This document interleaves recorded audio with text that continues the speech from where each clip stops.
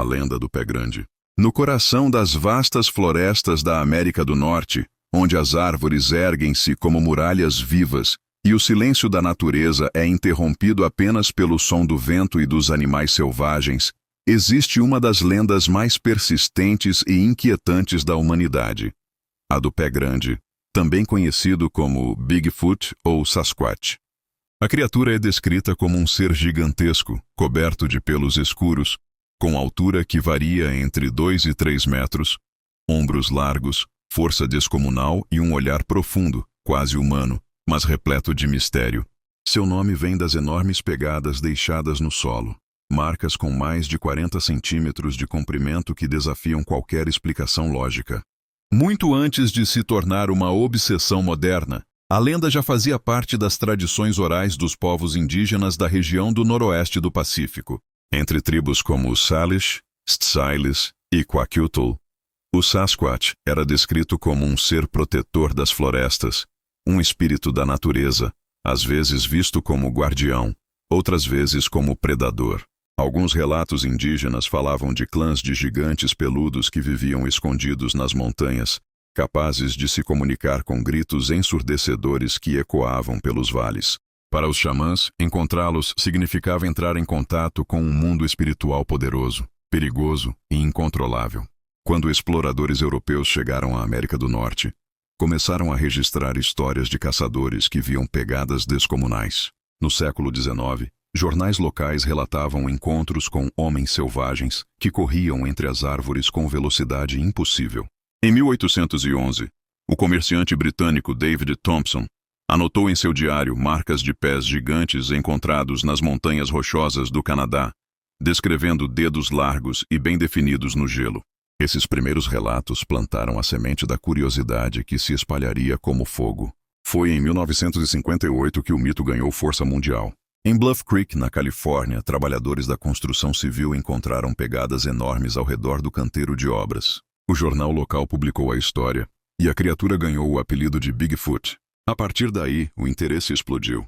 Pessoas começaram a relatar encontros noturnos, ouvir gritos guturais e ver silhuetas monstruosas entre as árvores. Nada, porém, se compara ao episódio de 1967, quando Roger Patterson e Bob Gimlin registraram em filme uma figura peluda caminhando ereta em meio às árvores de Bluff Creek. A filmagem, tremida e de baixa qualidade, mostra uma criatura com braços longos, músculos definidos e um andar pesado. O filme foi analisado, desacreditado e reavaliado inúmeras vezes. Especialistas em cinema afirmaram que seria impossível reproduzir tal realismo com fantasias da época. Outros juram que não passa de uma fraude. Até hoje, o mistério permanece sem solução definitiva. Ao longo das décadas, milhares de pessoas afirmaram ter visto o Pé Grande. Caçadores relatam sentir cheiro forte e animal antes de ver a criatura. Motoristas noturnos descrevem silhuetas atravessando estradas desertas. Campistas narram noites de terror, quando pedras eram arremessadas contra tendas e gritos ecoavam das montanhas. Há também gravações de áudio conhecidas como os Sierra Sounds, captadas nos anos 1970, em que vozes estranhas e rugidos inumanos parecem formar uma linguagem desconhecida. Até hoje, pesquisadores discutem se são falsificações ou evidências de algo além da compreensão. O mundo acadêmico, em sua maioria, rejeita a existência do Pé Grande, alegando falta de provas físicas concretas, ossos, corpos ou fósseis. Para muitos, trata-se de uma combinação de enganos, alucinações, ursos confundidos e fraudes. Mas os defensores da lenda argumentam: como tantas pessoas diferentes em lugares distintos poderiam inventar histórias semelhantes? Por que tantos relatos coincidem em detalhes? Embora alguns vejam o Pé Grande como guardião da floresta, outros acreditam em sua natureza sombria. Relatos antigos falam de pessoas desaparecidas em regiões isoladas, cujos corpos nunca foram encontrados. Teorias mais extremas sugerem que o Sasquatch seja responsável por raptos, ataques e até mortes. Entre os caçadores indígenas, havia o medo de que a criatura pudesse se aproximar de aldeias à noite, emitindo gritos que faziam as crianças tremerem. Para muitos, era um espírito que punia quem desrespeitasse a floresta. Hoje, a figura do Pé Grande habita tanto o folclore quanto a cultura popular. Ele aparece em filmes, séries, quadrinhos e até como símbolo turístico em pequenas cidades americanas. Caçadores de mistérios organizam expedições com câmeras infravermelhas, drones e equipamentos de áudio sofisticados, mas nunca conseguiram capturar provas irrefutáveis. O fascínio persiste porque o pé grande representa algo maior do que apenas um monstro. Ele simboliza o desconhecido, aquilo que ainda escapa ao controle da ciência, lembrando-nos de que talvez nem tudo esteja catalogado ou explicado. As florestas densas do noroeste dos Estados Unidos e Canadá ainda escondem milhares de quilômetros inexplorados. Nesses lugares, onde a escuridão chega cedo e o silêncio é perturbado por estalos e rugidos distantes, a lenda continua viva. Alguns dizem que, se você acampar nas profundezas das montanhas, poderá ouvir o estalo de galhos sob passos pesados. Poderá sentir o cheiro pungente de animal molhado misturado à terra. E se tiver coragem de olhar ao redor, talvez veja olhos brilhando no escuro, observando cada movimento seu. O pé grande permanece como um enigma. Espírito ancestral, criatura desconhecida ou pura invenção coletiva? A resposta talvez esteja escondida entre árvores antigas e vales solitários, onde o ser humano ainda é apenas um visitante. E enquanto não houver provas definitivas, a lenda seguirá crescendo, alimentada pelo medo, pela esperança e pela eterna curiosidade do homem diante do mistério. O mistério do monstro do Lago Ness. Nas colinas verdes e enevoadas das terras altas da Escócia, repousa um dos lagos mais famosos do mundo, o Lago Ness. Com seus quase 40 quilômetros de extensão e profundidade que chega a mais de 200 metros, é um lugar imenso, frio e envolto em mistério. Suas águas escuras, carregadas de turfa, tornam a visibilidade quase nula, criando o cenário perfeito para o nascimento de uma das lendas mais intrigantes da humanidade. A do monstro do Lago Ness, conhecido carinhosamente como Nessie. As primeiras histórias sobre uma criatura nas águas do Lago Ness remontam a séculos. Crônicas antigas datadas do século VI falam de um monge irlandês, São Columba, que viveu na Escócia e teria testemunhado o ataque de uma besta aquática contra um homem que nadava no rio Ness, que se conecta ao lago. Columba, segundo os relatos, ergueu a mão e fez o sinal da cruz, ordenando que a criatura se retirasse. O monstro teria recuado, obedecendo, e desaparecido nas águas profundas. Este relato é considerado o primeiro registro escrito de algo semelhante ao monstro do Lago Ness, embora seja difícil separar o fato histórico da tradição religiosa.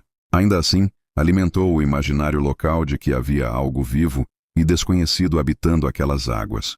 Durante séculos, a lenda se manteve adormecida, restrita a histórias regionais. Mas foi em 1933 que o mito do monstro do Lago Ness ganhou projeção mundial.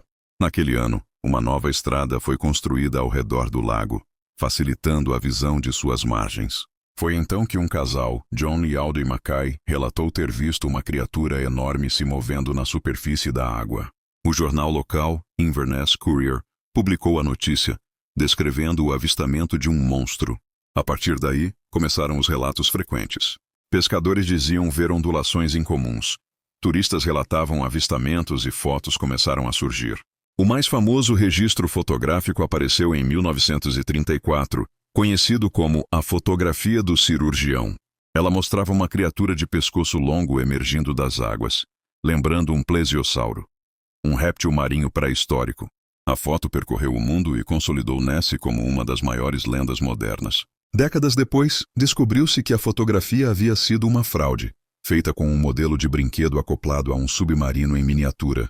Mas mesmo assim, o mito já havia conquistado corações e imaginações. Com a fama crescente, diversas expedições científicas foram realizadas para provar ou desmentir a existência do monstro.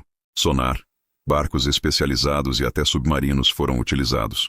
Em 1970, um estudo de sonar detectou grandes objetos móveis a mais de 180 metros de profundidade. As leituras indicavam algo maior do que qualquer peixe conhecido naquela região. Nos anos 1980 e 1990, novas investigações trouxeram imagens pouco conclusivas. Em 2018, um grupo de cientistas coletou DNA das águas do lago e concluiu que não havia evidências de répteis pré-históricos, mas encontraram grande quantidade de DNA de enguias. Isso levantou a hipótese de que o monstro poderia, na verdade, ser uma enguia gigante.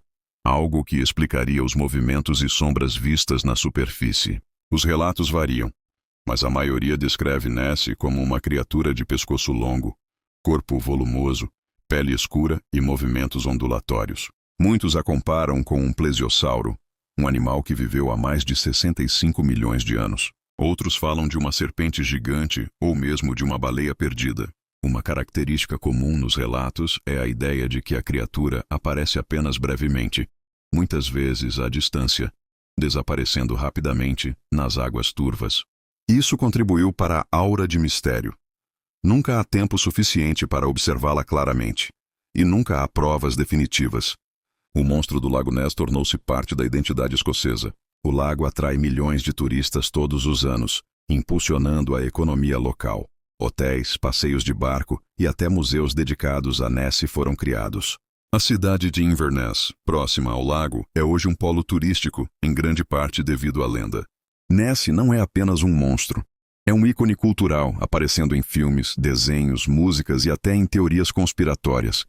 Alguns acreditam que governos escondem provas da criatura, outros dizem que ela é um espírito guardião das terras altas. O fascínio pelo monstro do Lago Ness vai além da curiosidade científica. Ele representa o desejo humano de acreditar no mistério, de sonhar com o desconhecido.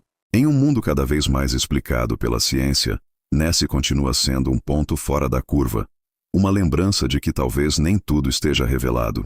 Além disso, o lago em si contribui para o mito. Suas águas escuras, profundidade assustadora e clima enevoado tornam qualquer movimento estranho algo digno de interpretação fantástica. Basta uma onda, uma sombra ou um tronco flutuando para que a imaginação veja o monstro emergindo. Mesmo após tantos estudos e investigações, os relatos não cessaram. Em 2020, câmeras instaladas para monitorar o lago registraram formas estranhas se movendo na água. Em 2021, imagens de drones mostraram sombras longas sob a superfície.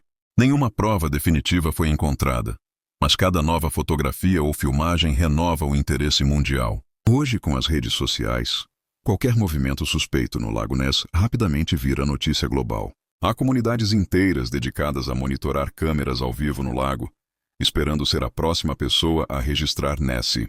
Talvez o monstro do Lago Ness nunca seja provado. Talvez nunca exista de fato.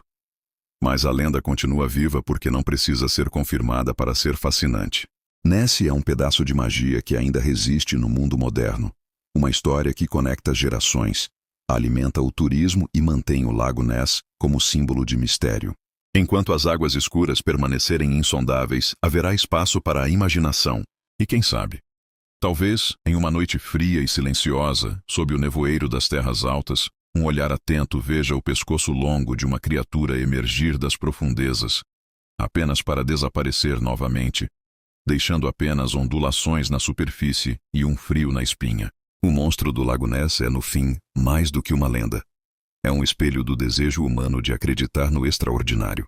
E enquanto o lago existir, Nessie jamais será esquecido. La Llorona, a Chorona do México.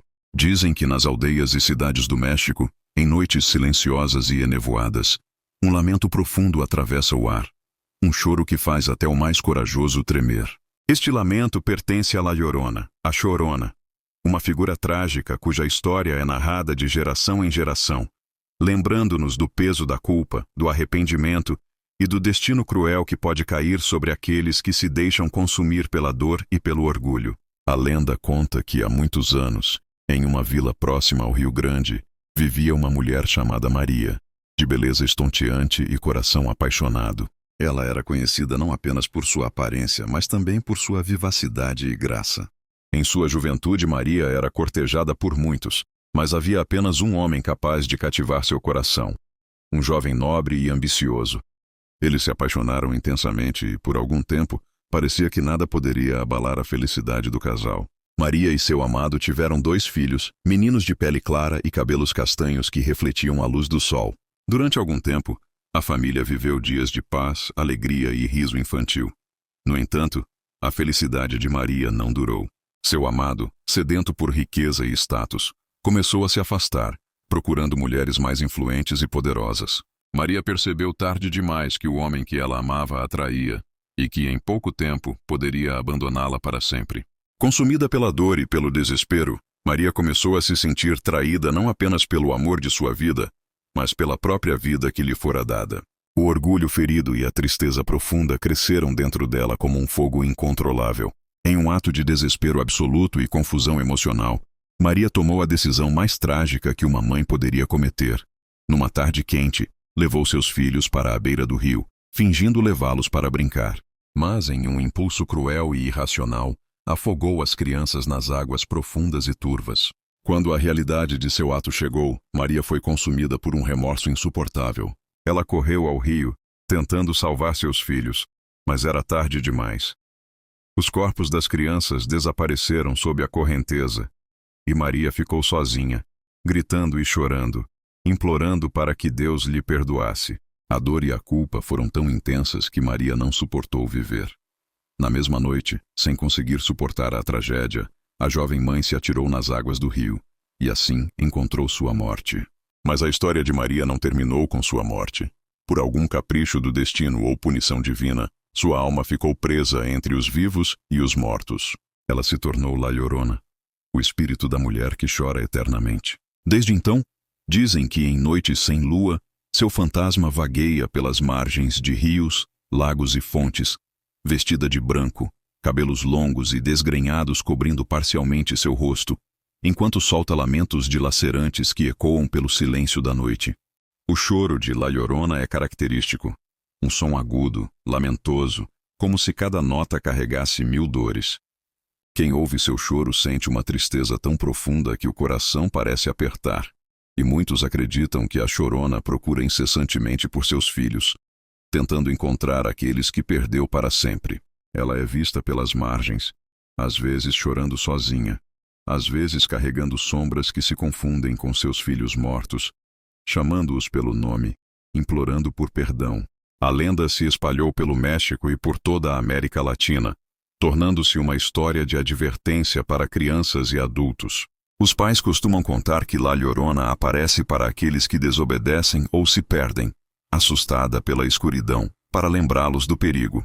Segundo a tradição, se você ouvir seu lamento próximo à água, deve permanecer em silêncio e nunca responder, ou a chorona pode confundi-lo com uma de suas crianças e levá-lo para as profundezas. Alguns dizem que pessoas que ignoram este aviso desaparecem misteriosamente, e acredita-se que suas almas se juntam às das crianças que a chorona ainda busca.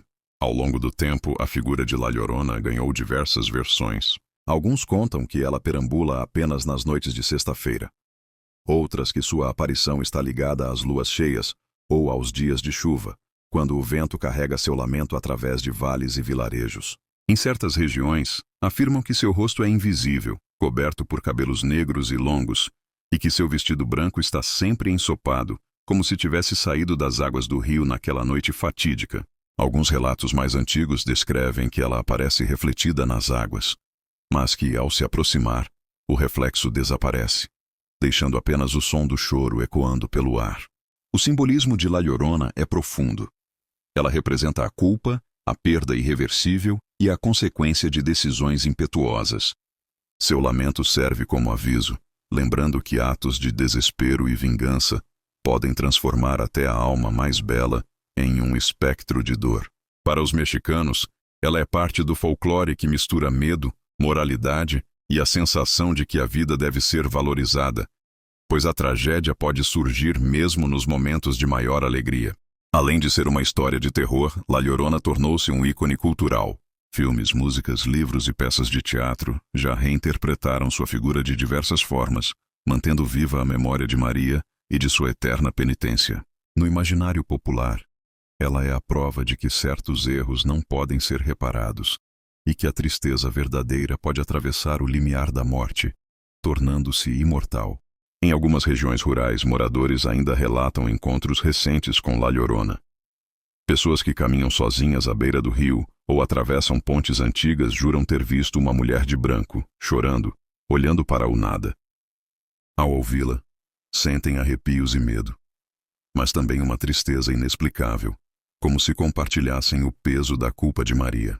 Crianças desaparecidas ou histórias de jovens perdidos reforçam o temor da lenda. E assim, a lenda de La Llorona permanece viva, sussurrando através do tempo. Seu lamento se mistura ao som da água corrente, lembrando que certas dores jamais se apagam. Cada lágrima que caiu de seus olhos é uma história de arrependimento, cada grito um aviso silencioso. O amor pode ser devastador, e a culpa eterna. La Llorona é a mãe que não encontra paz, a mulher que se perdeu no próprio desespero, e o fantasma que nos lembra de respeitar a vida e o amor, antes que seja tarde demais. A lenda da Baba Yaga, a bruxa da Floresta Sombria. Entre os bosques sombrios da Rússia e de várias regiões do leste europeu, existe uma figura que assombra o imaginário popular há séculos, a Baba Yaga. Muito mais do que uma simples bruxa, ela é um arquétipo complexo do folclore eslavo, representando ao mesmo tempo o perigo, a sabedoria, a morte e a possibilidade de renascimento. A Baba Yaga é descrita como uma mulher terrível, de aparência grotesca, ossuda, alta, de nariz adunco e comprido a ponto de tocar o teto quando ela se deita, com dentes de ferro afiados como lâminas. Seu corpo parece desproporcional, com membros magros e uma pele enrugada como casca de árvore. Seus olhos brilham como brasas e sua voz, ora rouca, ora estridente, ecoa como o vento que atravessa os galhos secos. Mas a característica mais famosa de sua morada é a cabana sobre pernas de galinha. Diferente de qualquer outra habitação humana, a casa da Baba Yaga nunca está parada. Ela anda, gira e se move como se tivesse vontade própria, apoiada em patas ossudas de ave. Para que alguém consiga entrar, deve pronunciar as palavras certas. Cabana, cabana, vire-se de costas para a floresta e de frente para mim. Só então a porta se abre, rangendo como um aviso sombrio. Ao redor da cabana, um cercado de ossos humanos protege a bruxa. Cada estaca carrega um crânio, e apenas uma delas permanece vazia, reservada para o próximo visitante que ousar desafiá-la. À noite, as caveiras brilham como tochas, iluminando o terreno com uma luz macabra que espanta os viajantes e aterroriza aqueles que se perdem na floresta. Embora muitos a vejam como um ser puramente maligno, a Baba Yaga não é apenas destruição. Ela é uma guardiã dos mistérios da vida e da morte, associada à natureza selvagem e às forças incontroláveis do mundo. Pode devorar aqueles que a incomodam, mas também é capaz de ajudar heróis em suas jornadas, oferecendo objetos mágicos, conselhos ou tarefas que conduzem ao amadurecimento espiritual. Na tradição eslava, ela representa o limiar entre o mundo dos vivos e o dos mortos. Cruzar seu caminho é sempre perigoso, pois significa enfrentar o desconhecido, o inevitável e o incontrolável. Para sobreviver a um encontro com a Baba Yaga, não basta coragem. É necessário astúcia, respeito e, muitas vezes, um coração puro. Várias lendas e contos populares retratam encontros com a bruxa.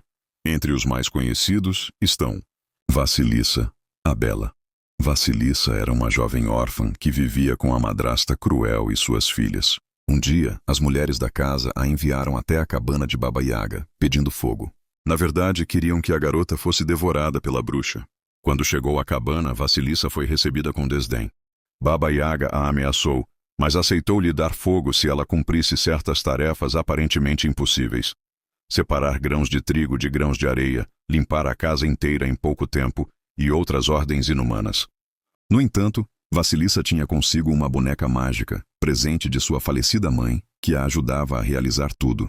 Ao perceber a obediência e a destreza da menina, Baba Yaga se enfureceu, mas não pôde descumprir sua palavra. Deu a Vassilissa um crânio flamejante que iluminava seu caminho de volta. Quando a jovem chegou em casa, o fogo do crânio queimou a madrasta e as irmãs até as cinzas, libertando-a da opressão. Assim, a Baba Yaga, mesmo sem intenção, foi a catalisadora da vitória da inocência sobre a maldade. Outra lenda conta a história de um rapaz perdido na floresta.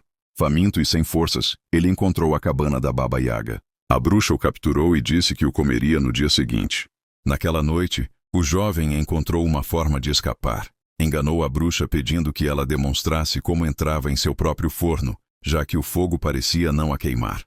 Orgulhosa, Baba Yaga subiu no forno para mostrar. Nesse instante, o rapaz empurrou-a para dentro e fechou a porta, deixando-a ser consumida pelas chamas. Essa versão reflete o arquétipo universal da vitória da astúcia sobre a força bruta, mostrando que até mesmo os mais poderosos podem ser derrotados pela inteligência. Em algumas variantes, a Baba Yaga não é apenas uma, mas 3 irmãs. Cada uma vive em uma cabana diferente, e o herói precisa enfrentar todas para concluir sua jornada. Essa multiplicidade reforça a ideia da bruxa como guardiã dos 3 aspectos da vida: nascimento, vida e morte. A Baba Yaga não pode ser compreendida apenas como uma vilã. Sua figura carrega símbolos profundos. A cabana com pernas de galinha representa a impermanência, o movimento entre mundos e o caráter instável da vida. O forno, associado ao ventre e ao renascimento. Muitos heróis que entram no forno de Baba Yaga emergem transformados, como se tivessem passado por um ritual iniciático. Os ossos e crânios lembram que a morte está sempre presente, mas também guardam o poder da ancestralidade. O voo no pilão.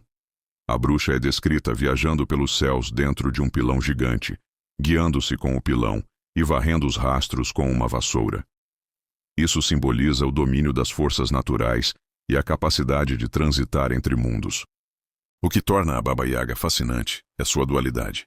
Diferente das bruxas de contos ocidentais, que geralmente são retratadas como malignas sem redenção, ela é uma entidade complexa, destruidora e criadora, cruel e justa, monstruosa e sábia. Ela pune os arrogantes, recompensa os humildes, desafia os corajosos e devora os tolos. Em cada encontro, o resultado depende não apenas da força do herói, mas de sua essência. Até hoje, a Baba Yaga permanece viva na cultura russa e em outros países do leste europeu. Sua imagem aparece em pinturas, livros, filmes e até em videogames. Ela se tornou um dos ícones mais fortes do folclore mundial, comparável a figuras como o lobisomem, o vampiro e a lorona. No entanto, enquanto essas criaturas são geralmente encaradas como símbolos de medo, a Baba Yaga carrega uma profundidade maior. Ela é a encarnação da própria floresta, com seus perigos, mistérios e segredos. Representa o caminho do herói, a travessia pela escuridão para alcançar a luz. A lenda da Baba Yaga nos ensina que o medo não deve ser evitado, mas enfrentado. A floresta sombria é assustadora, mas também guarda a chave para a transformação. A bruxa devoradora é terrível, mas também a guardiã de segredos. Assim, cada vez que um viajante penetra na mata fechada, perdido entre árvores que parecem sussurrar, pode sentir que a qualquer momento ouvirá o rangido de ossos, o bater de asas de galinha e o eco da voz rouca que pergunta: "Você veio por vontade própria ou foi trazido pelo destino?"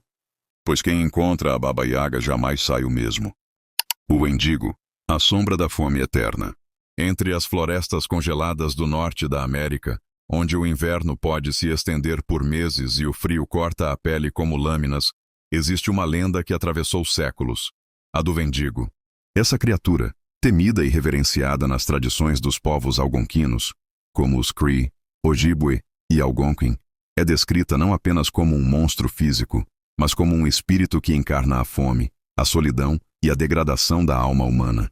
A palavra Wendigo, também registrada como Windigo ou Witiko, vem das línguas algonquinas e está associada a conceitos como espírito maligno que devora ou aquele que vive de carne humana.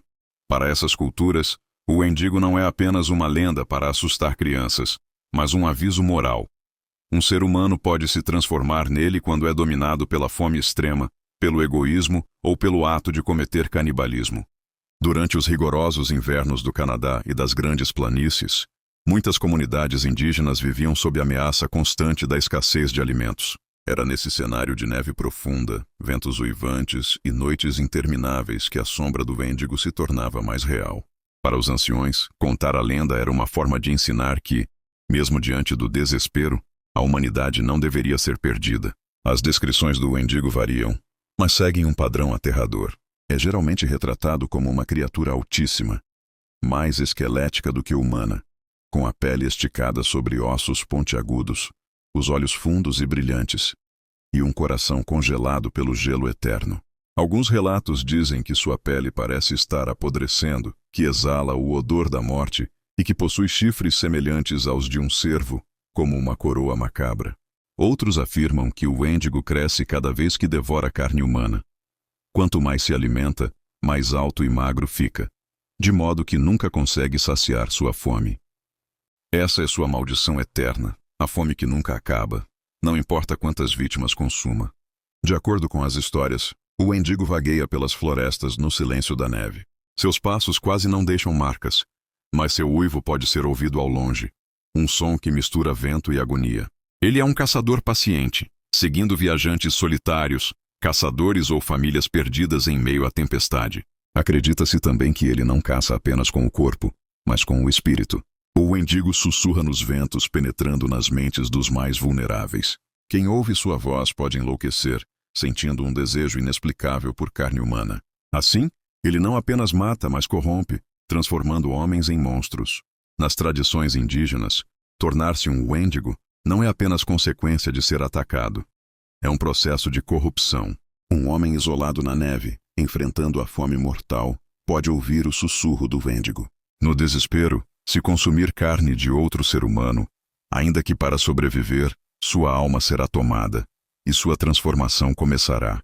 Primeiro vem a obsessão pela carne. Depois, o corpo começa a mudar. Olhos afundam, a pele se estica, ossos ficam proeminentes. A mente por fim se perde em uma fome sem limites. Não há retorno.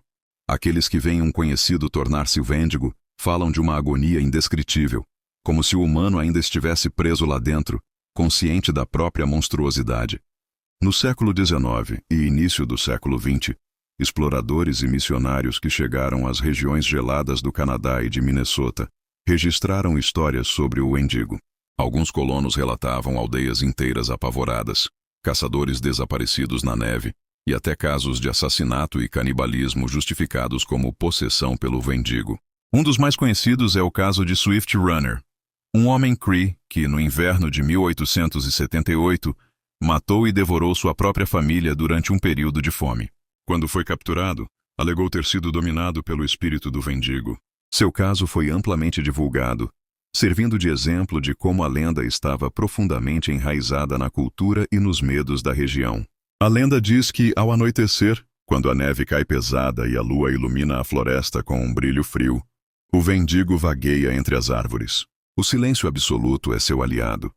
Aqueles que caminham sozinhos podem sentir um arrepio profundo, como se estivessem sendo observados. Animais se calam, o vento parece mudar de direção e um cheiro fétido de carne podre invade o ar. Aos poucos, passos são ouvidos. Rápidos, mas nunca próximos. Um viajante pode caminhar horas sem ver nada, mas o sentimento de ser seguido nunca desaparece. Até que, em um instante, uma sombra surge entre as árvores. Alta, esquelética, olhos como brasas. Não há fuga. O Wendigo é mais rápido na neve do que qualquer homem. Mais do que um monstro físico, o Wendigo é uma metáfora do que o desespero pode fazer com o ser humano. Ele representa o colapso moral, a destruição da comunidade e o egoísmo levado ao extremo. Em tempos de escassez, escolher a sobrevivência às custas dos outros era o maior pecado. O Wendigo não apenas mata. Ele lembra que a fome pode transformar qualquer um em besta. Esse aspecto psicológico fez a lenda perdurar até hoje. Mesmo sem neve, mesmo longe das florestas, o Wendigo simboliza a ganância e a fome insaciável que consome a humanidade. Com o passar dos séculos, a criatura ultrapassou os limites das aldeias indígenas e entrou no imaginário global. Hoje o Wendigo aparece em livros, filmes, séries e jogos. Mas para os descendentes dos povos que criaram a lenda, a figura ainda é tratada com respeito e temor. Falar do Wendigo em voz alta é, para alguns, um convite para atraí-lo. Para quem acredita, o Wendigo não é apenas mito. Ele é real, vagando ainda hoje nas regiões geladas do Canadá, Minnesota e até do Alasca. Exploradores desaparecidos, caminhantes encontrados despedaçados, trilhas marcadas por sangue na neve, tudo é atribuído a ele. Há também aqueles que juram ter visto sua silhueta entre as árvores em noites de tempestade. Uma figura alta, ossuda, de olhos flamejantes, observando, esperando. Alguns sobreviveram para contar, mas muitos outros simplesmente desapareceram sem deixar vestígios. O Wendigo é, em essência, a personificação da fome e da perda da humanidade. Ele não é apenas um monstro que devora corpos, mas um espírito que corrói a alma. Nas palavras de um ancião Cree, o Wendigo está dentro de nós. Ele cresce quando deixamos a fome, a ganância e o egoísmo vencerem. O gelo da floresta é apenas o reflexo do gelo que pode morar no coração do homem. Assim, a lenda persiste. Sempre que o vento sopra forte nas noites geladas e a fome aperta mais do que deveria, o uivo distante do Wendigo pode ser ouvido. lembrando que a linha entre o homem e o monstro é mais tênue do que se imagina. O Castelo de Bran e a lenda de Vlad, o Empalador. No coração da Transilvânia, cercado por florestas densas e picos rochosos, ergue-se o Castelo de Bran.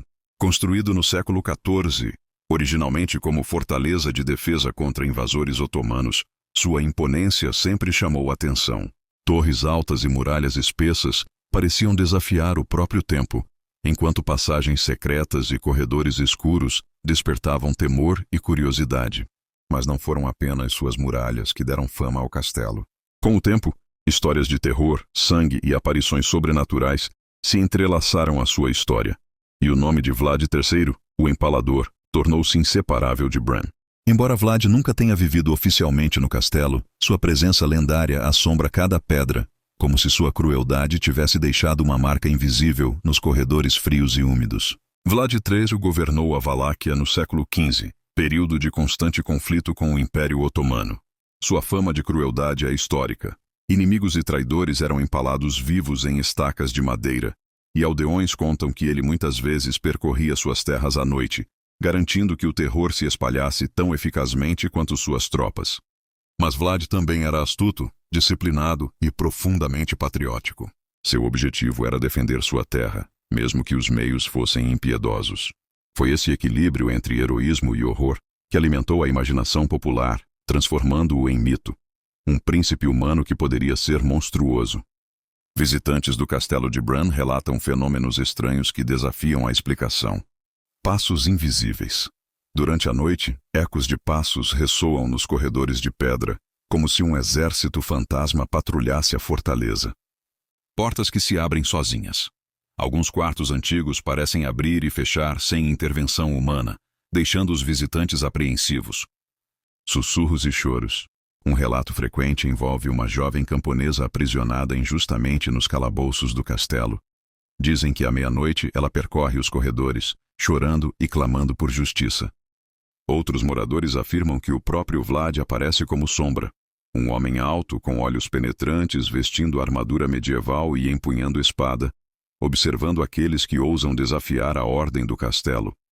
O Castelo de Bran possui passagens secretas que conectam torres, salas e o calabouço. Algumas dessas passagens eram usadas para proteger a família real ou para escapar de invasores.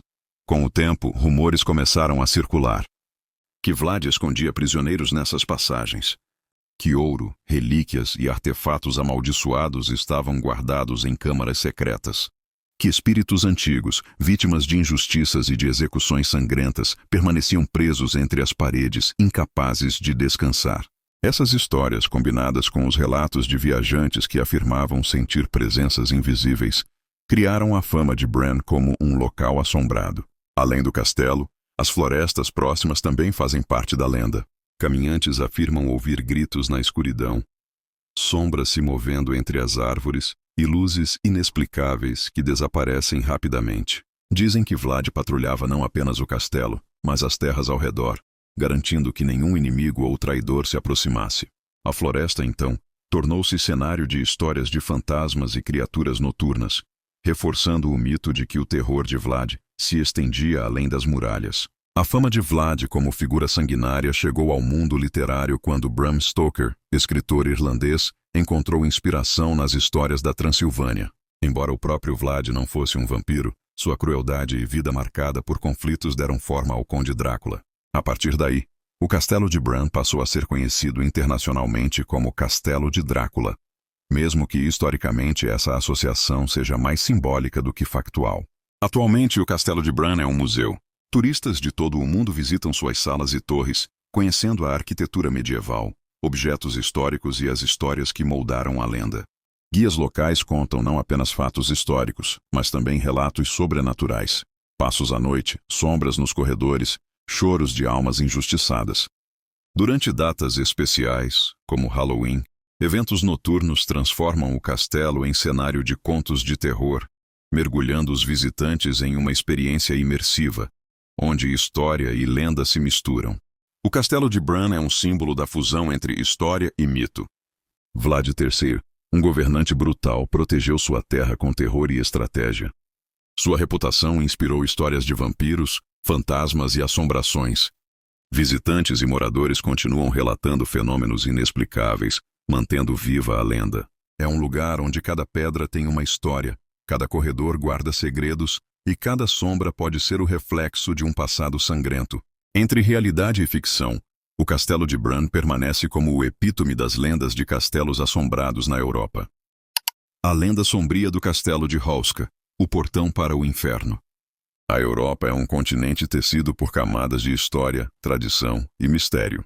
De suas florestas antigas às suas cidades medievais, muitas vezes envoltas em lendas de fantasmas, aparições e eventos inexplicáveis.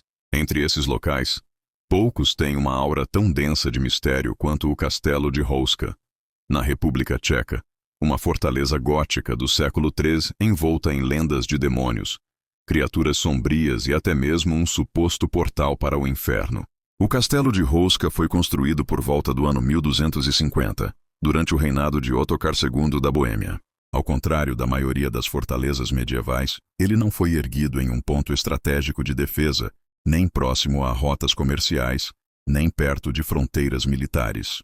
Foi erguido em uma área isolada, no meio de densas florestas e terrenos pedregosos, aparentemente sem qualquer valor estratégico. Essa estranha decisão despertou curiosidade já naquela época. Por que investir tantos recursos em um castelo no meio do nada? A explicação dada por estudiosos e lendas populares é a mesma. O local teria sido escolhido para selar algo que vivia nas profundezas da terra. Muito antes da construção do castelo, os moradores da região conheciam uma fenda profunda no solo, um abismo escuro e de aparência sobrenatural. Esse buraco não tinha fundo visível. Pedras atiradas em seu interior jamais produziam som de impacto. Por séculos, camponeses acreditaram que aquele era um acesso direto ao inferno, de onde emergiam criaturas monstruosas durante a noite. Relatos antigos falam de figuras aladas e deformadas, metade animais e metade seres humanos, que rastejavam para fora do buraco ao cair da noite, atacando o gado e aterrorizando as aldeias próximas. As pessoas evitavam a área a qualquer custo, e os mais religiosos acreditavam que aquele era um castigo divino, uma ferida aberta na terra que jamais deveria ser profanada. Foi para conter esse mal que, segundo a tradição, o castelo foi construído. Sua capela principal foi erguida exatamente sobre o buraco, como uma tentativa de aprisionar as forças obscuras sob um símbolo sagrado. Curiosamente, até hoje a capela de Hauska é decorada com afrescos incomuns. Anjos e santos aparecem, mas também figuras de criaturas híbridas e estranhas representações de seres não mencionados na Bíblia. Um dos murais mais inquietantes mostra um cavaleiro esquelético atacando um homem desarmado, uma cena rara em contextos religiosos. Uma das histórias mais conhecidas associadas ao castelo envolve uma tentativa macabra de explorar a fenda. Segundo registros do século XIII, o senhor do castelo queria testar a profundidade do buraco e também confirmar os rumores sobre seu caráter demoníaco. Para isso, decidiu usar um condenado à morte como cobaia. O prisioneiro recebeu uma oferta. Se aceitasse ser baixado dentro do abismo preso a cordas, teria sua pena perdoada. Desesperado, ele aceitou. Os guardas o amarraram e começaram a descê-lo lentamente pelas profundezas escuras. Não se sabe até onde o homem foi levado, mas em questão de minutos ele começou a gritar desesperadamente, implorando para ser puxado de volta. Quando finalmente o retiraram, estava irreconhecível. Seus cabelos, que eram castanhos, haviam embranquecido completamente. Sua pele parecia enrugada como a de um velho, e seus olhos refletiam puro terror.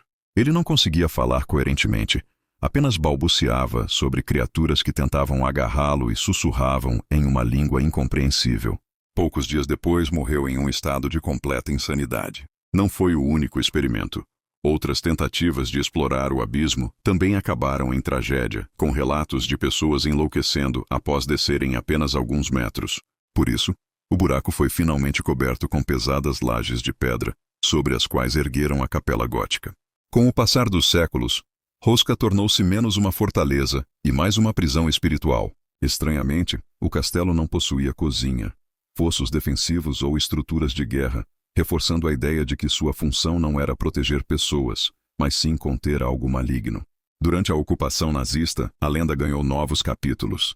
Os alemães, obcecados por ocultismo e segredos arcanos, teriam usado Rosca como base para experimentos sobrenaturais. Moradores locais relatam que soldados da SS realizavam rituais e pesquisas misteriosas, acreditando que o buraco fosse um portal interdimensional. Após a guerra, documentos relacionados desapareceram, mas testemunhos sustentam que atividades estranhas aconteceram ali nesse período. Visitantes atuais e estudiosos do paranormal relatam experiências perturbadoras no castelo. Entre os fenômenos mais comuns estão aparições de criaturas aladas nas janelas e torres, muitas vezes descritas como figuras humanoides com asas de morcego. Sons inexplicáveis vindos de dentro da capela, como arranhões, gritos abafados e gemidos subterrâneos. Sensação de ser observado, mesmo quando se está sozinho no local. Relógios e aparelhos eletrônicos falhando dentro do castelo. Há também quem afirme ter visto uma figura sombria sem rosto que vaga pelos corredores, acompanhada de um cheiro forte de enxofre. Outros relatam ataques de pânico repentino, náuseas e vertigens, especialmente quando se aproximam do piso da capela. Outro detalhe que alimenta o mistério é a presença de símbolos estranhos nas paredes da capela. Entre eles, há uma figura feminina segurando algo semelhante a uma lança, mas com traços não cristãos. Alguns historiadores acreditam que se trata de uma representação de uma guerreira pagã, uma raridade em afrescos religiosos da época. Essa imagem alimenta teorias de que os construtores do castelo não estavam apenas tentando aprisionar demônios cristãos, mas também conter forças muito mais antigas, talvez ligadas a cultos pagãos pré-cristãos da região. Moradores próximos de Rosca afirmam que quem permanece muito tempo no castelo acaba marcado por má sorte ou doenças repentinas. Guias turísticos contam que visitantes frequentemente desmaiam ou precisam sair apavorados no meio do tour. Existe ainda uma crença persistente. Se o buraco fosse aberto novamente, as criaturas retornariam e se espalhariam pelo mundo. Por isso, até hoje, o piso da capela nunca foi removido, e há uma aura de respeito e medo em torno do local. É difícil separar os fatos das lendas em torno do castelo de Rosca. Historiadores reconhecem que o castelo realmente não fazia sentido militar ou político, e que a região era considerada maldita desde antes da construção. O caso do prisioneiro enlouquecido foi registrado em crônicas da época, embora muitos o considerem apenas uma metáfora. Ainda assim, o lugar continua sendo um dos pontos mais estudados por caçadores de fantasmas e pesquisadores do sobrenatural na Europa. Programas de TV e investigações paranormais captaram sons e imagens inexplicáveis dentro da capela, reforçando a ideia de que Rosca guarda algo além do entendimento humano. O castelo de Rosca permanece como um dos locais mais sombrios da Europa, uma cicatriz aberta entre o mundo dos vivos e o desconhecido, seja apenas superstição medieval ou realidade sobrenatural. O fato é que sua história inspira medo e fascínio há mais de 7 séculos. Entre buracos sem fundo, prisioneiros enlouquecidos, experimentos nazistas e aparições demoníacas, Rosca é considerado por muitos não apenas um castelo assombrado, mas o próprio portão para o inferno. E talvez o mais perturbador seja saber que, até hoje, ninguém jamais conseguiu explicar o que realmente jaz sob as pedras da capela. A Dama Branca do Castelo de Hohenzollern. O Castelo de Hohenzollern, localizado no alto de uma montanha na região de Baden-Württemberg, Alemanha, é um dos castelos mais impressionantes da Europa.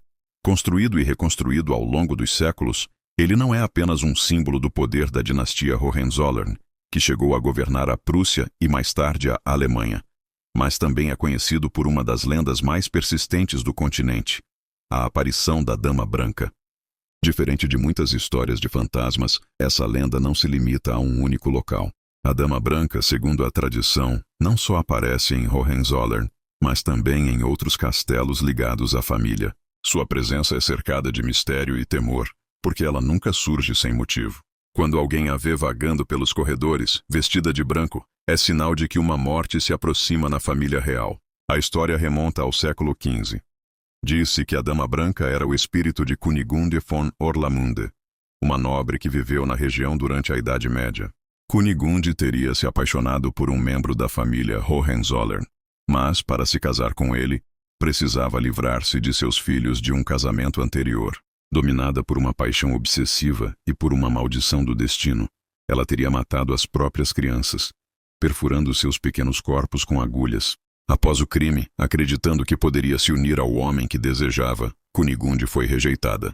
Desesperada, refugiou-se em um convento e passou o resto de sua vida em penitência, tentando se redimir pelo crime hediondo.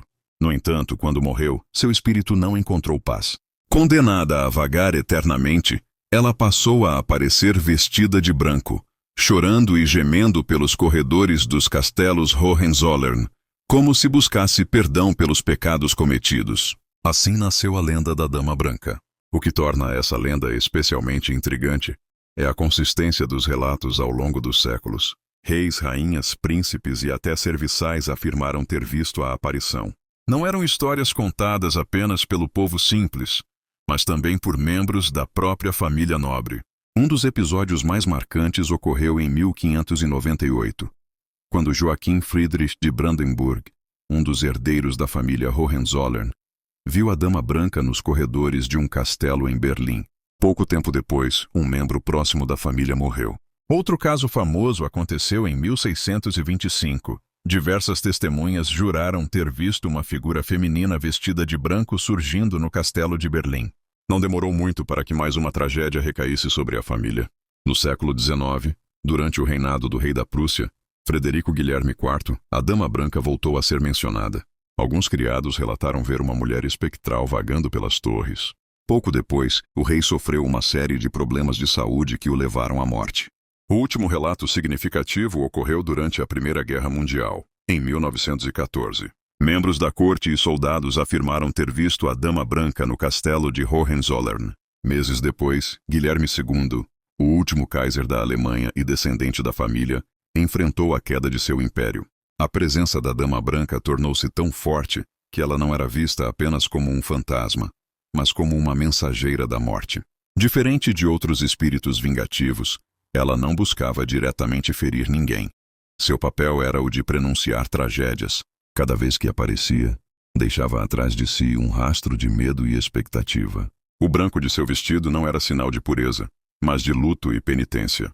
Suas mãos, pálidas e esqueléticas, lembravam o sangue derramado de seus próprios filhos. Muitas vezes, as descrições falavam dela segurando uma pequena vela, cuja chama tremeluzia como se fosse levada pelo vento invisível dos corredores antigos. Em outras versões da lenda, ela aparece com as mãos manchadas de vermelho, como se ainda carregasse a culpa eterna de seu crime. Atualmente, o castelo de Hohenzollern é um dos destinos turísticos mais visitados da Alemanha. De sua localização privilegiada, no alto de uma montanha de quase 1000 metros, é possível ver quilômetros ao redor, como se fosse uma fortaleza suspensa entre o céu e a terra. Visitantes relatam que, mesmo em dias ensolarados, os corredores e salões do castelo carregam uma atmosfera estranha. Muitos dizem sentir arrepios sem explicação, ouvir passos leves atrás de si e até ver vultos brancos se movendo pelas janelas. Os guias turísticos falam abertamente da Dama Branca, não como uma lenda inventada para atrair visitantes, mas como uma tradição que acompanha a família há séculos. Alguns afirmam que, mesmo depois da queda do Império Alemão, sua presença nunca deixou de ser sentida. Os estudiosos do paranormal veem na Dama Branca um dos exemplos mais consistentes de aparições ligadas a uma linhagem nobre. A quantidade de testemunhas, incluindo reis e rainhas, dá peso à história. Céticos, por outro lado, dizem que a lenda foi criada para justificar tragédias inevitáveis que caíam sobre a família, transformando infortúnios políticos e pessoais em algo sobrenatural. Mas para aqueles que visitam o castelo em noites de neblina, a dúvida persiste. Será que a Dama Branca ainda caminha pelos corredores de pedra? Será que continua esperando perdão pelo crime que a condenou a uma eternidade de aparições? Em 1970, muito tempo após a queda da monarquia, um vigia noturno do castelo de Hohenzollern afirmou ter visto uma mulher alta, vestida de branco, cruzando silenciosamente o pátio interno. Ele a seguiu, pensando que fosse uma visitante perdida, mas a figura atravessou uma porta fechada e desapareceu diante de seus olhos. Quando contou o ocorrido, os moradores locais apenas balançaram a cabeça. Dizem que a Dama Branca aparece não apenas para a família, mas também para aqueles que têm sensibilidade para percebê-la. A lenda da Dama Branca do castelo de Hohenzollern permanece viva até hoje. Ela é um dos fantasmas mais famosos da Europa, carregando séculos de medo, tragédia e mistério. Sua história ecoa como um aviso sombrio de que o passado nunca desaparece por completo. Os pecados de Kunigunde, envoltos em sangue e arrependimento, transformaram-se em uma presença eterna, que atravessa gerações e séculos. Quem caminha pelos corredores do castelo à noite sabe que a qualquer instante pode ouvir o sussurro de tecidos arrastando-se pelo chão de pedra, e talvez, apenas talvez, ver o olhar vazio da mulher que nunca encontrou descanso. A noiva de Whitechapel, o fantasma que nunca se casou. Whitechapel, um dos bairros mais antigos e sombrios de Londres, é famoso por sua atmosfera carregada de mistério. No século XIX, a região era conhecida pela pobreza, criminalidade e becos em que a neblina parecia nunca se dissipar. Foi ali que Jack, o estripador, espalhou terror, e onde dezenas de histórias de fantasmas nasceram. Mas entre todas elas, uma lenda se destaca pelo seu ar trágico e romântico. A da noiva de Whitechapel, uma jovem cujo amor interrompido teria condenado sua alma a vagar eternamente. A lenda começa por volta de 1840, quando uma jovem chamada Margaret Hughes vivia com seus pais em uma pequena casa próxima a Whitechapel Road. A família era simples, de origem operária, sobrevivendo com dificuldades em meio ao caos do bairro. Margaret era descrita como uma moça bela, de pele clara e olhos escuros, que sonhava em escapar da miséria e viver uma vida melhor. Foi então que conheceu Thomas Redding, um comerciante de tecidos que frequentava a região. Thomas, apesar de não ser rico, tinha um futuro promissor e logo se apaixonou pela jovem. Os dois começaram um romance discreto e depois de meses de encontros às escondidas, ele pediu Margaret em casamento. A notícia encheu a família da moça de esperança. O casamento foi marcado para uma manhã fria e chuvosa de novembro. Margaret costurou com a ajuda da mãe um vestido branco simples, mas cheio de significado. Para ela, aquele seria o símbolo de uma vida nova, longe das ruas escuras de Whitechapel. No dia marcado, a igreja local foi decorada com flores modestas e amigos próximos se reuniram. Margaret chegou cedo com o vestido cuidadosamente ajustado, segurando um buquê de flores secas. O tempo passava, mas o noivo não chegava. As horas se alongaram. O padre olhava para o relógio, os convidados murmuravam desconfortáveis, e Margaret permanecia em pé diante do altar, cada vez mais pálida. Quando finalmente perceberam que Thomas não apareceria, ela saiu correndo pelas ruas, ainda vestida de noiva, gritando pelo nome do homem que a havia abandonado. Alguns afirmam que Thomas foi visto pela última vez em um beco escuro de Whitechapel naquela manhã, mas nunca mais reapareceu. Rumores dizem que foi assassinado por ladrões. Outros afirmam que ele simplesmente fugiu com outra mulher. Margaret, em choque, desapareceu da vista de todos. 3 dias depois, seu corpo foi encontrado em um beco, ainda usando o vestido de noiva, molhado de chuva e sujo de lama. Não havia sinais claros de violência. Alguns acreditam que ela morreu de desgosto, outros que tirou a própria vida. A família, envergonhada, não permitiu um funeral público. Disse que ela foi enterrada às pressas, em segredo, sem a bênção da igreja. Pouco tempo depois começaram os relatos. Trabalhadores noturnos afirmavam ver uma figura feminina em vestido de noiva vagando pelas ruas de Whitechapel, especialmente nos arredores da antiga igreja. Ela não caminhava como uma pessoa comum. Parecia deslizar, como se seus pés não tocassem o chão. Alguns juravam ouvir choros abafados. Outros relatavam sentir uma mão gelada tocar seu ombro ao atravessarem becos cobertos de névoa. Quando olhavam para trás, viam apenas uma silhueta branca desaparecendo no nevoeiro. Com o tempo, a aparição passou a ser chamada de A Noiva de Whitechapel. No início do século XX, um policial de ronda declarou ter visto uma jovem em vestido branco correndo desesperada pela Commercial Street. Ao tentar segui-la, a mulher virou em um beco estreito. O policial correu atrás, mas ao chegar, viu apenas uma parede sólida. Em 1923, 2 oficiais relataram oficialmente que uma mulher atravessou diante deles e simplesmente desapareceu no ar. Ambos foram transferidos e, segundo boatos, nunca mais patrulharam a área.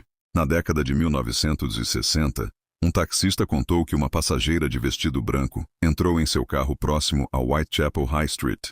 Pediu para ser levada até a igreja, mas ao olhar pelo retrovisor, ele percebeu que o banco traseiro estava vazio. O taxista abandonou a profissão pouco tempo depois. A lenda ganhou força com o passar dos anos, e muitos moradores acreditam que a aparição da noiva é um presságio de tragédia. Dizem que quem cruza seu caminho pode perder um amor, sofrer uma perda repentina ou enfrentar um destino cruel. Alguns afirmam que, ao avistá-la, a vida amorosa da pessoa é amaldiçoada, condenada ao fracasso. Para tentar apaziguar sua dor, moradores mais antigos deixavam flores brancas em becos, como uma espécie de oferenda para a alma perdida. Até hoje, em certas épocas do ano, turistas relatam encontrar buquês de flores secas deixados discretamente em esquinas pouco movimentadas. Hoje, a noiva de Whitechapel é parte dos passeios noturnos de Londres, especialmente aqueles que exploram os mistérios do bairro. Guias turísticos contam sua história em frente a antigos prédios, e muitos visitantes relatam sentir arrepios ou ouvir sons estranhos. Fotografias tiradas em visitas guiadas mostram, em alguns casos, manchas brancas ou figuras translúcidas em segundo plano, que alguns juram ser a silhueta da noiva. Embora não haja provas concretas, o mito continua vivo, alimentado pelo cenário ideal: as ruas estreitas, os becos úmidos e a eterna neblina londrina. A noiva de Whitechapel é mais do que uma história de fantasma. É um símbolo de promessas quebradas, de amores interrompidos e da dor que não encontra descanso. Seja pelo abandono, pela morte ou pela maldição, Margaret jamais encontrou paz. Sua alma permanece vagando, presa ao dia em que deveria ter se casado, condenada a buscar eternamente por um noivo que nunca mais virá. E assim, até hoje, quem se aventura pelas ruas de Whitechapel, em noites frias e cobertas de névoa, pode ouvir o som suave de passos, o arrastar de um vestido molhado, ou até mesmo cruzar o olhar vazio da noiva que nunca deixou de esperar. A lenda da Yuki-onna, a mulher da neve. No folclore japonês, poucas figuras carregam tanto mistério e fascínio quanto a Yuki-onna, a mulher da neve. Bela, etérea e mortal, ela surge em noites de inverno, quando a neve cobre o mundo em silêncio e as tempestades tornam as estradas traiçoeiras. Sua presença é, ao mesmo tempo, um encanto e uma sentença de morte. A Yuki-onna faz parte de uma tradição de espíritos femininos conhecidos como yokai ou yurei, entidades ligadas a forças da natureza ou a sentimentos humanos intensos. Sua lenda foi transmitida oralmente por gerações, surgindo em diferentes regiões montanhosas e frias do Japão, cada uma acrescentando nuances à sua história. Segundo algumas versões, a Yuki-onna é o espírito de mulheres que morreram de frio, transformadas pela própria neve em seres imortais. Outras narrativas a descrevem como uma encarnação da neve em si, uma guardiã das montanhas que pune aqueles que ousam atravessá-las em noites proibidas. Em todas, no entanto, sua imagem é marcante. Uma mulher de beleza sobrenatural, com pele tão pálida quanto o gelo, longos cabelos negros que caem em contraste com a brancura da neve, e vestes brancas que se confundem com a tempestade. A Yuki-onna aparece sempre em noites de inverno rigoroso. Seus olhos brilham como cristais sob a luz da lua. Seus pés não deixam marcas na neve, reforçando sua natureza espectral. Sua respiração gélida pode congelar um ser humano até a morte em segundos. Às vezes, ela carrega uma criança nos braços pedindo que viajantes a ajudem. Mas aqueles que a tocam acabam transformados em estátuas de gelo. Outras vezes, ela aparece apenas observando de longe, imóvel, como uma sombra branca no meio da tempestade. O simples contato visual já pode ser fatal. A vítima, paralisada, sente o corpo se enrijecer, como se o sangue se transformasse em gelo. A história mais famosa, Minokichi e Mosako. Entre as muitas narrativas, uma das mais conhecidas envolve dois lenhadores. Um ancião chamado Mosako e um jovem aprendiz, Minokichi. Em um inverno rigoroso, os dois foram surpreendidos por uma nevasca enquanto voltavam para casa. Sem conseguir continuar o caminho, refugiaram-se em uma cabana abandonada na floresta. Durante a noite, o frio era insuportável, e foi então que a porta da cabana se abriu com um sopro gelado. Diante deles surgiu a Yuki-onna. Sua beleza era hipnótica, mas aterradora. Primeiro, ela se aproximou de Mosako e, sem dizer uma palavra, soprou sobre ele sua respiração gélida. O velho morreu instantaneamente, congelado como uma escultura. Em seguida, ela se voltou para Minokichi. O jovem apavorado mal conseguia se mover. A Yuki-onna inclinou-se sobre ele e disse com uma voz fria e suave: "Você é jovem e belo. Poderia tirar sua vida agora, mas vou poupá-lo. Nunca conte a ninguém sobre o que viu esta noite. Se o fizer, voltarei e tomarei sua vida." Com isso, ela desapareceu como a neve ao vento. Minokichi sobreviveu, mas carregou aquele segredo dentro de si. Algum tempo depois, Minokichi conheceu uma jovem chamada Oyuki, de beleza incomparável, pele clara como neve e olhos profundos. Ele se apaixonou imediatamente e logo, os dois se casaram. Oyuki era dedicada, gentil e misteriosa. O casal teve filhos e viveu em felicidade por muitos anos. Contudo, Minokichi nunca conseguia esquecer a noite em que encontrara a Mulher da Neve. Uma noite, enquanto observava Oyuki costurando sob a luz da lamparina, o silêncio da casa o fez recordar o episódio. Sem conseguir conter-se, contou-lhe tudo. Como a Yuki Onna havia aparecido, como Mosako morrera e como ele sobrevivera graças à promessa de silêncio. Assim que terminou de falar, Oyuki deixou cair a agulha e o tecido de suas mãos. Seus olhos brilharam com uma intensidade gélida. Sua expressão transformou-se, revelando sua verdadeira natureza. Eu sou a Yuki Onna, disse com voz cortante como o vento. Cumpri minha promessa enquanto você manteve a sua. Agora que quebrou o juramento, deveria matá-lo aqui mesmo. Minokichi caiu de joelhos implorando pela vida. Os filhos dormiam no quarto ao lado, alheios ao terror. A Yuki Onna fitou-os por um longo tempo e sua fúria pareceu se desfazer. Por causa deles não tirarei sua vida, mas lembre-se, se algum dia os fizer sofrer, voltarei, e não haverá piedade. Dito isso, ela desapareceu em uma rajada de neve, deixando Minokichi sozinho, em prantos. Como toda lenda antiga, a história da Yuki Onna apresenta muitas variações.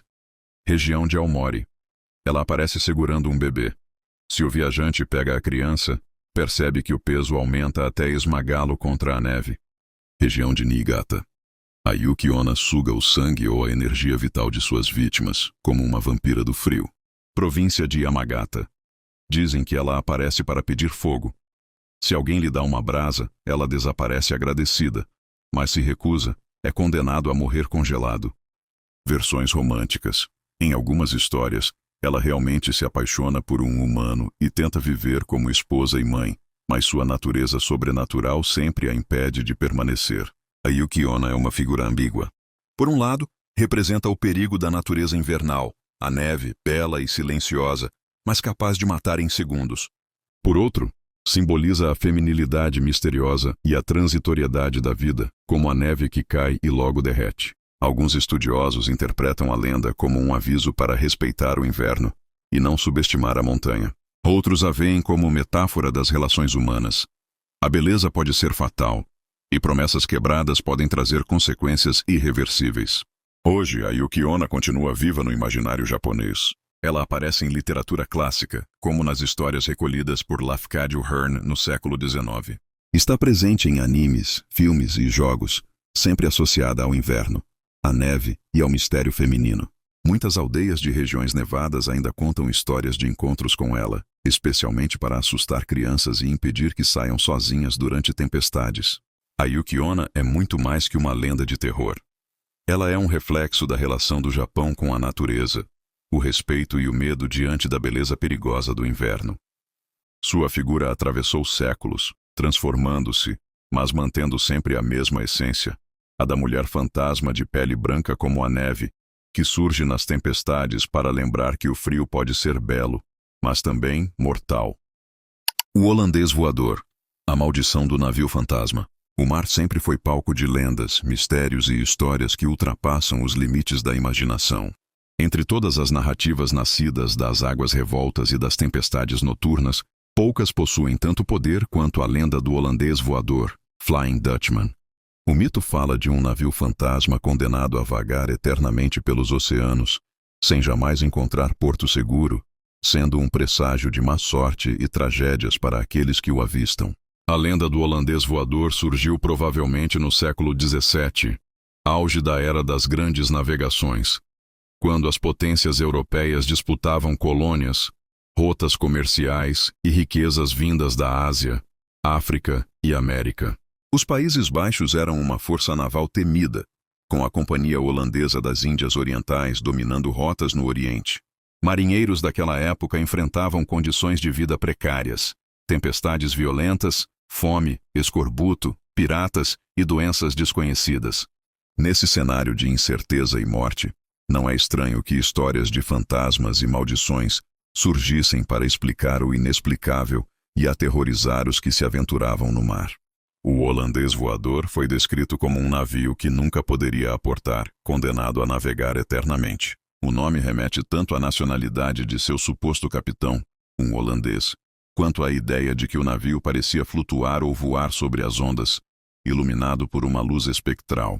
Uma das versões mais conhecidas atribui o comando do navio a um homem chamado Capitão Hendrik van der Decken, embora em outras tradições apareçam nomes diferentes. Van der Decken era descrito como um capitão obstinado, arrogante e incapaz de aceitar derrotas.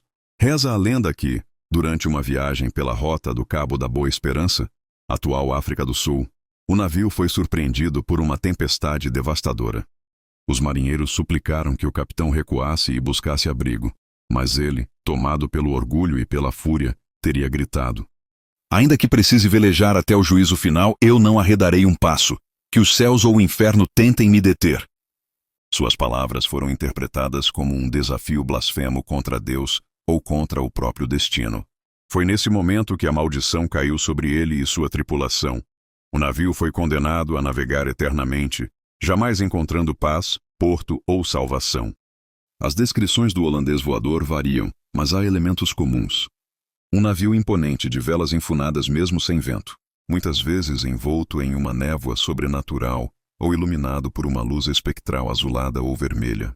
Em algumas histórias, parece navegar contra a corrente ou contra o vento, desafiando as leis naturais. Seus mastros e cordas rangem como se estivessem vivos.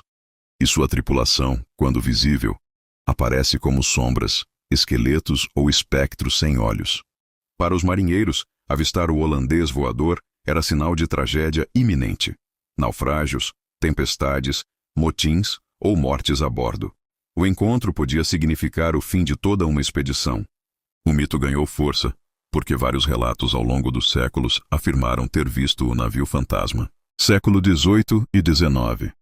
Marinheiros britânicos, franceses e holandeses narraram encontros com o holandês voador próximo ao Cabo da Boa Esperança, região conhecida por suas tempestades violentas. Em 1881, um dos relatos mais famosos foi registrado pelo futuro rei da Inglaterra, George V, então jovem cadete. Ele e outros oficiais teriam avistado o navio durante uma viagem. Poucos dias depois, o marinheiro que o avistou pela primeira vez caiu do mastro e morreu, alimentando ainda mais o mito. Outros relatos surgiram em diários de bordo e em jornais marítimos, descrevendo um navio que aparecia e desaparecia de repente, muitas vezes em meio à calmaria, como uma miragem impossível. Segundo a tradição, não apenas o capitão, mas toda a tripulação foi condenada. Eles seriam fantasmas errantes, obrigados a repetir a mesma viagem eternamente. Alguns relatos afirmam que, em noites de tempestade, é possível ouvir vozes chamando por ajuda, como se pedissem resgate. Mas qualquer tentativa de aproximação leva ao desastre.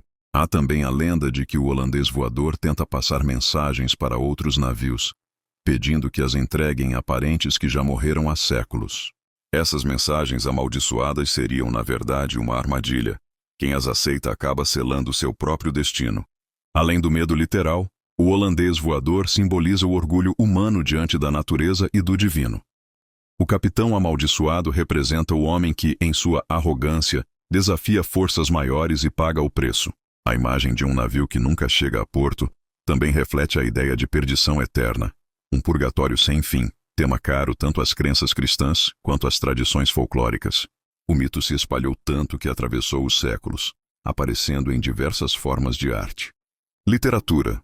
Poetas e escritores como Heinrich Heine e Thomas More imortalizaram o navio fantasma em versos sombrios. Ópera. Richard Wagner compôs em 1843 a famosa ópera Der Fliegende Holländer, o holandês voador, onde o capitão amaldiçoado só poderia se libertar se encontrasse o amor verdadeiro de uma mulher disposta a sacrificar-se por ele. Cinema e TV.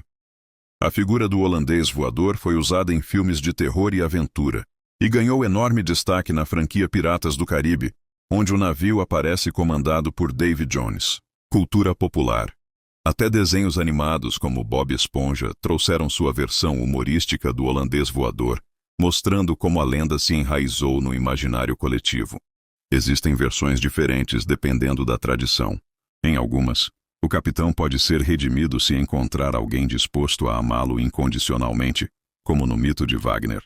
Outras afirmam que o navio surge apenas de 7 em 7 anos, condenado a procurar por salvação em intervalos cíclicos. Algumas histórias descrevem o navio não como condenado ao mar, mas ao próprio céu, navegando entre as nuvens como uma embarcação espectral voadora.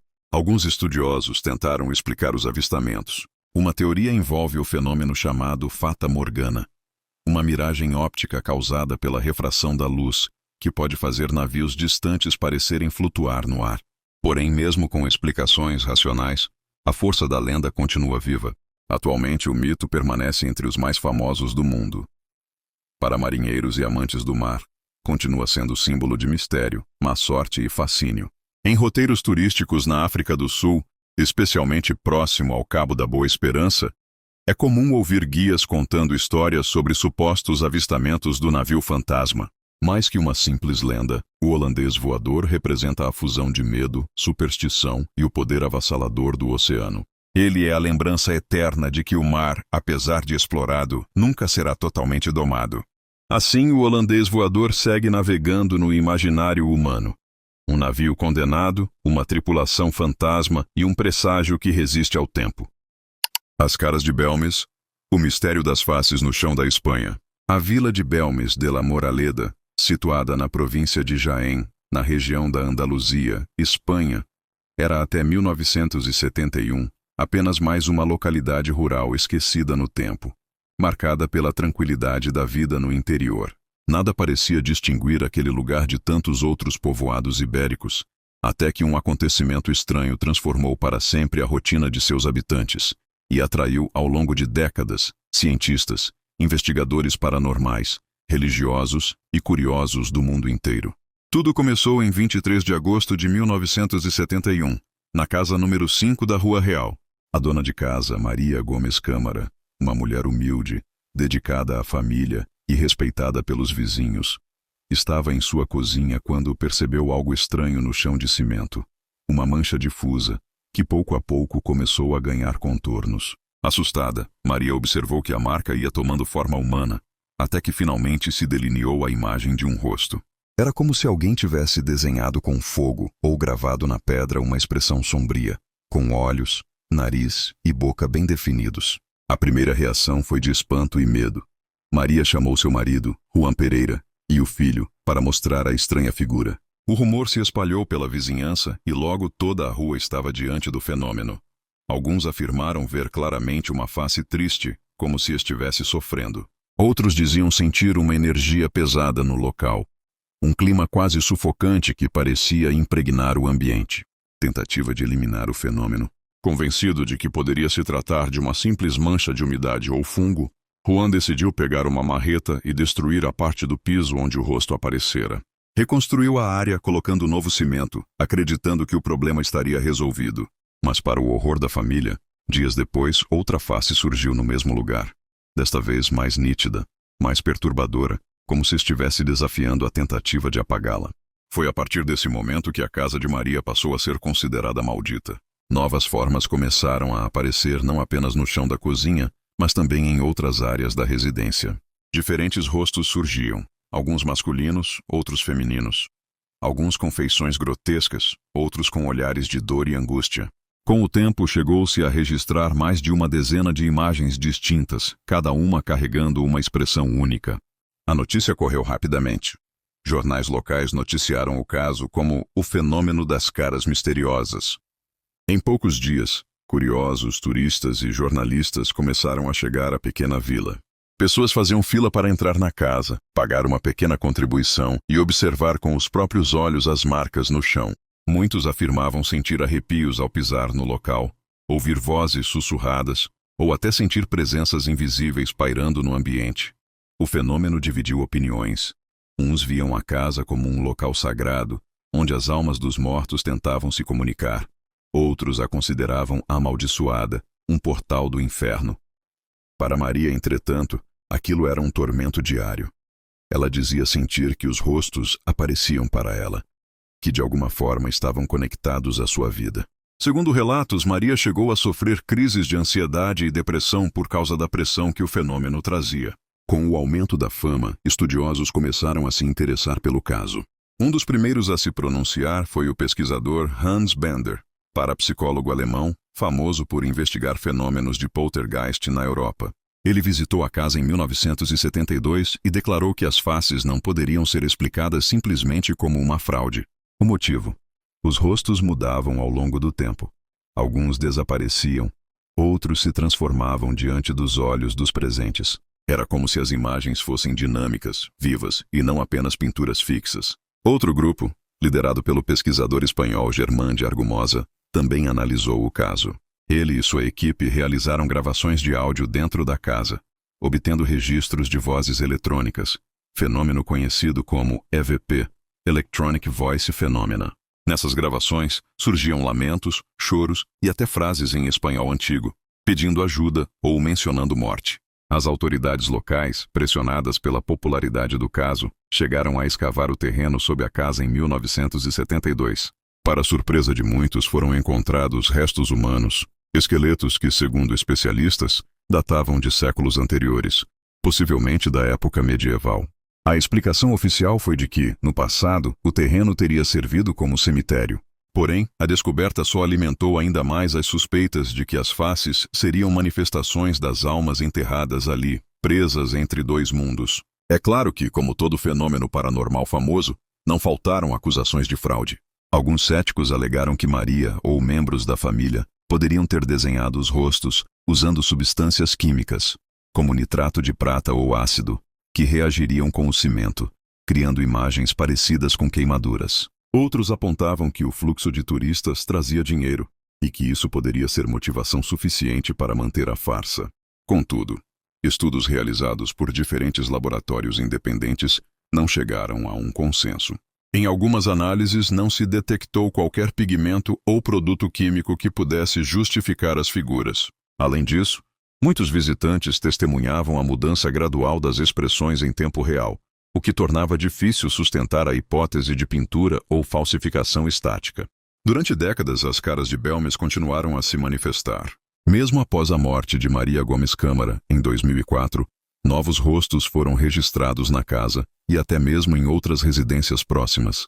Para alguns pesquisadores, isso indicava que o fenômeno estava ligado não apenas ao terreno, mas talvez também à energia emocional das pessoas da vila. Hoje, mais de 50 anos após o surgimento da primeira face, o mistério permanece sem solução definitiva.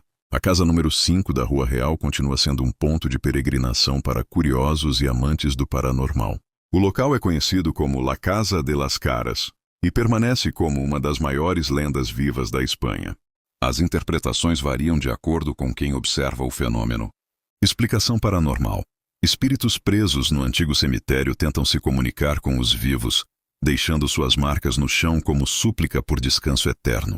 Explicação psicológica. As faces poderiam ser manifestações de energia psíquica inconsciente, projetadas por Maria, um fenômeno de psicocinesia ligado a estresse ou mediunidade. Explicação cética.